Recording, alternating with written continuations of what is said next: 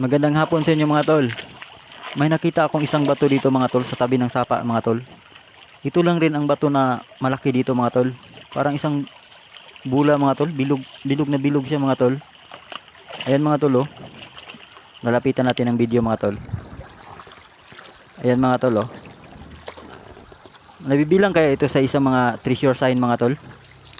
May sa taas nito mga tol may tinatawag na dalawang dot daw ang tawag dito mga tol. Yung butas na yung dalawa. Butas na maliit. Ayan mga tol oh. Iikutan natin mga tol. Ayan mga tol. Natatawag kaya ito sa isang may ginto mga tol, yung treasure sign mga tol. Ayan mga tol oh. At maraming kuwayan din dito sa paligid nito mga tol. Mga tinatawag nila na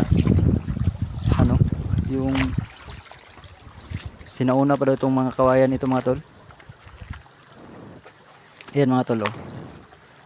Sundan nyo na lang ang mga video ko sa sunod mga tol. Marami pa tayong matutuklasan mga tol.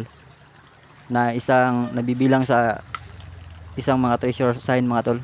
Nakakaibang mga hugis mga tol ba. Ayan mga tol oh. Subscribe nyo na lang ang video ko mga tol.